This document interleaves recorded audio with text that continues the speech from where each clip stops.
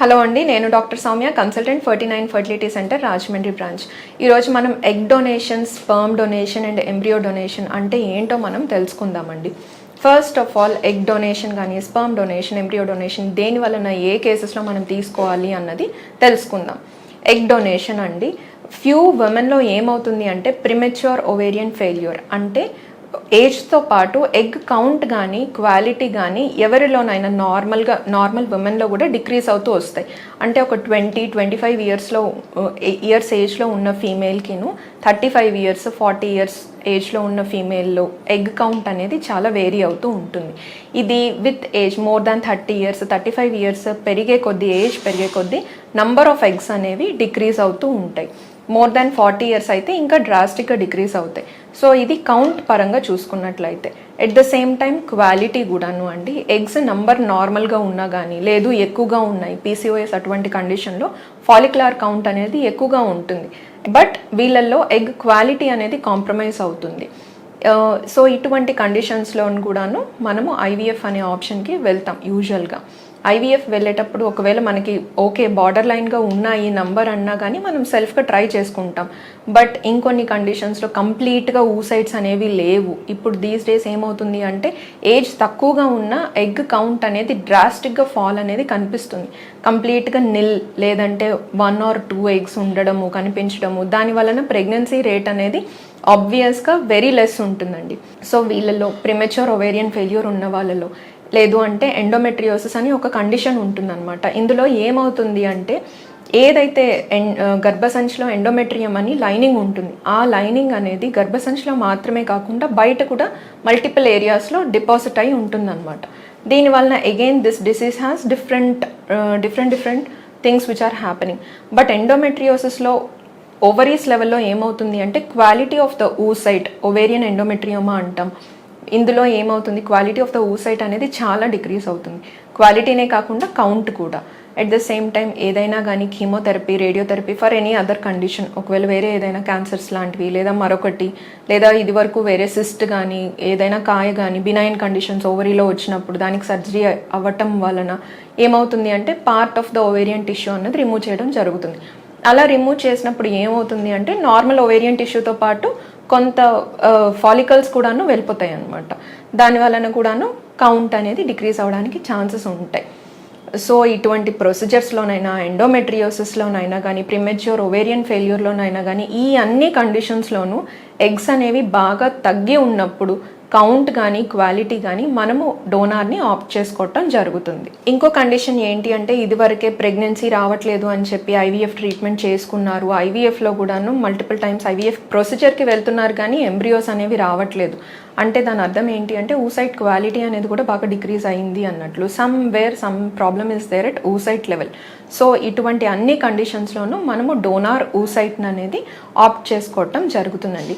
మనకి ART bank అనేది ఉంటుంది, ఆ బ్యాంక్లోనే రిజిస్టర్ అయ్యి ఫర్దర్గా మనం డోనార్ నుంచి మనం ఎలా అయితే సెల్ఫ్ కేసెస్కి ఇంజెక్షన్స్ అవిను పెడతామో అలానే డోనార్కి కూడాను హెల్దీగా ఉండి యంగ్ ఫీమేల్ వాళ్ళకి ఆల్రెడీ చిల్డ్రన్ ఉన్న వాళ్ళకి, ఎట్ ద సేమ్ టైం వాళ్ళకి ఇన్హెరిటబుల్ కండిషన్స్ కానీ family history of genetic disorders కానీ ఏమీ లేని వాళ్ళకి చూస్ చేసుకుని హెల్దీగా ఉండి కమ్యూనికబుల్ డిసీజెస్ కానీ ఇన్ఫెక్షస్ డిసీజెస్ కానీ ఏమీ లేని వాళ్ళని మనము సెలెక్ట్ చేసి వాళ్ళకి ఇంజెక్షన్స్ ఇచ్చి వాళ్ళ ఎగ్స్ అనేది తీసుకోవటం జరుగుతుంది. At the same time husband sperm వేసి ఈ ఎగ్స్లో తీసుకున్న ఎగ్స్లో తయారైన ఎంబ్రియోస్ని ఫీమేల్ పార్ట్నర్లోకి పేషెంట్లోకి పెట్టడం అనేది జరుగుతుందండి.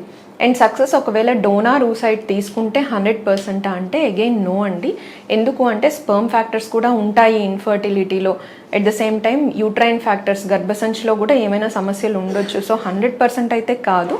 బట్ ఈ కండిషన్స్లో ఇప్పుడు ముందు చెప్పిన కండిషన్స్లో ఏమవుతుంది, క్వాలిటీ అండ్ కౌంట్ కాంప్రమైజ్ అవుతుంది కాబట్టి మనం డోనార్ నుంచి ఎగ్ తీసుకున్నప్పుడు సక్సెస్ రేట్ అనేది నార్మల్ కన్నా బెటర్గా ఉంటుంది. ఈ కపుల్కి ఎంతైతే ఉండాలో దానికన్నా బెటర్గా ఉంటుంది.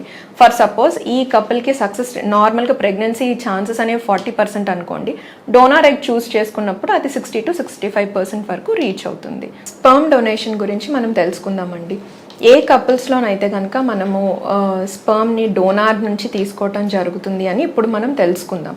For suppose couple infertile couple మన దగ్గరకు వస్తున్నారు, వాళ్ళు సెమెన్ అనాలిసిస్ మనం చేసాము WHO క్రైటీరియా ప్రకారం ఒకవేళ అసలు కణాలు అనేవి లేవు లేదా కంప్లీట్గా చాలా సివియర్ ఓట్స్ అంటాం అనమాట, అంటే ఆలిగోఎస్థెనోటెరిటోజూస్పర్మియా, లేదు అంటే ఎజూస్పర్మియా, అంటే కంప్లీట్గా స్పర్మ్స్ లేవు అని మనకి రిపోర్ట్ వచ్చిందో అప్పుడు మనం వెయిట్ చేసి మళ్ళీ 1 more శాంపిల్ అనేది తీసుకోవటం జరుగుతుంది ఒక 6 weeks తర్వాత. అలాగా 2 సెమెన్ శాంపిల్స్లో కూడాను రిపోర్ట్స్ అనేవి సిమిలర్ విధంగా వచ్చినట్లయితే కనుక, అసలు కణాలే లేవు, స్పర్మ్ అనేవి అస్సలు లేవు అన్నట్లు వచ్చినట్లు కనుక వీళ్ళల్లో మనము ఎజూస్పర్మియా అని లేబుల్ చేసి మనము డోనార్కి వెళ్ళడం బెటర్ ఆప్షన్ అని చెప్పి మనం అడ్వైస్ చేయడం జరుగుతుంది.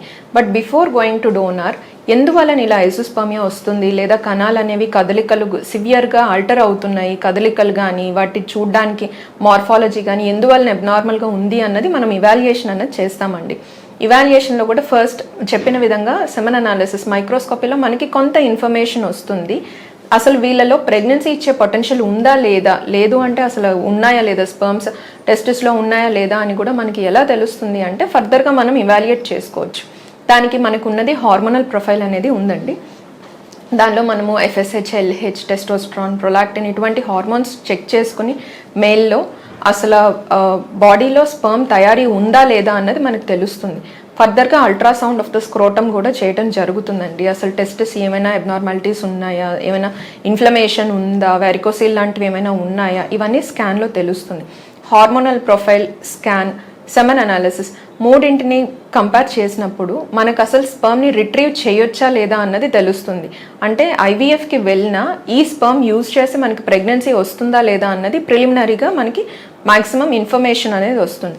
ఒకవేళ కనుక ఇవన్నీ పారామీటర్స్ బాగానే ఉన్నాయి, హార్మోనల్ ప్రొఫైల్ బాగానే ఉంది, బట్ స్పర్మ్ అనేది బయటకు రావట్లేదు, అంటే సమ్ అబ్స్ట్రక్టివ్ ఎజూస్పర్మియా, ఇటువంటి కండిషన్స్లో మనం కొన్ని స్క్రోటల్ ప్రొసీజర్స్ అంటే టెస్టిక్యులర్ ప్రొసీజర్స్ అంటే ఏంటి అంటే టీసా, మైక్రో టీసే, అంటే మనం చిన్న నీడిల్, ఫైన్ నీడిల్ వేసి మన ఆపరేషన్ థియేటర్లో టెస్టిస్ నుంచి స్పర్మ్ని రిట్రీవ్ చేయడానికి ట్రై చేస్తామన్నమాట. అలా రిట్రీవ్ చేసే స్పర్మ్ కొన్ని ఉన్నా కానీ అవి ఒకవేళ మార్ఫలాజికల్లీ గుడ్ స్పర్మ్స్ అయినట్లయితే కనుక మనం ఇక్సీ ప్రొసీజర్కి యూజ్ చేయొచ్చు. బట్ ఒకవేళ సెమెన్ అనాలిసిస్ బాగాలేదు, హార్మోనల్ ప్రొఫైల్ బాగాలేదు, లేదంటే పేషెంట్కి ఇదివరకే ఏమైనా టెస్టిక్యులర్ సర్జరీస్ అయ్యాయి, టీసే ప్రొసీజర్లో కూడా స్పర్మ్ని మనం రిట్రీవ్ చేయలేకపోయాము, ఇటువంటి కండిషన్స్ ఉండేటప్పుడు మనం నెక్స్ట్ స్టెప్గా ఆర్ నెక్స్ట్ లైన్ ఆఫ్ మేనేజ్మెంట్గా డోనార్ స్పర్మ్ తీసుకుంటే ప్రెగ్నెన్సీ, ఆబ్వియస్గా మనకి ప్రెగ్నెన్సీ కావాలంటే స్పర్మ్ ఉండాలి కాబట్టి డోనార్ స్పర్మ్ అనేది అడ్వైస్ చేయటం జరుగుతుందండి. ఇది వన్ ఆఫ్ ద సినారియో.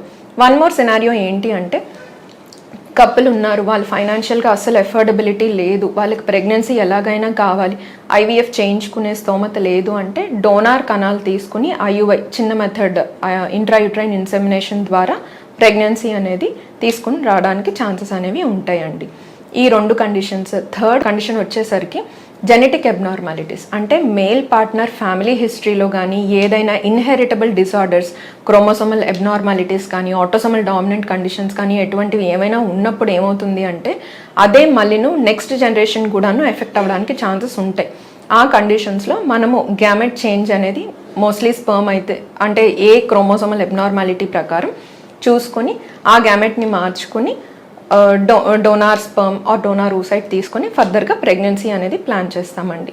ఈ కండిషన్స్లో డోనార్ నుంచి మనం తీసుకుంటాం. సో ఇప్పుడు మనకు తెలియాల్సింది ఏంటి అంటే డోనార్ని మీరు పేషెంటే చూస్ చేసుకోవచ్చా అలా అనుకున్నట్లయితే కనుక లేదండి, patient cannot choose the donor. మనకి డోనార్స్ అనేవాళ్ళు ART బ్యాంక్ లైసెన్స్డ్ బ్యాంక్స్ అనేవి ఉంటాయి, బ్యాంక్ ద్వారా వస్తారు. వీళ్ళల్లో ఏవే కండిషన్స్ చూస్తారు అంటే ఒకటి ఏజ్, తక్కువ ఏజ్ ఉండి ఆల్రెడీ ప్రెగ్నెన్సీ ఉండి లైవ్ చిల్డ్రన్ ఉన్నవాళ్ళు, అంటే వాళ్ళకి ప్రెగ్నెన్సీ ఇచ్చే పొటెన్షియల్ ఉన్న గ్యామెట్స్ ఉన్నాయి అని అర్థం అనమాట. అండ్ ఇన్ఫెక్షన్స్ డిసీజెస్ ఏమీ లేని వాళ్ళకి, at the same time family history of A abnormalities లేని వాళ్ళకి, ఏమైనా కనుక జెనెటిక్ కండిషన్స్ కానీ హెరిటబుల్ కండిషన్స్ కానీ అన్ని హిస్టరీ డీటెయిల్గా తీసుకోవటం జరుగుతుంది. అటువంటి ప్రాబ్లమ్స్ ఏమీ లేని వాళ్ళు సెరలాజికల్ టెస్టింగ్ చేసుకుని HIV, HBsAg, VDRL, HCV ఇవన్నీ చూసుకొని అన్నీ నార్మల్ ఉన్న వాళ్ళకే మనం డోనార్స్గా చూస్ చేయటం జరుగుతుందండి. Thank you.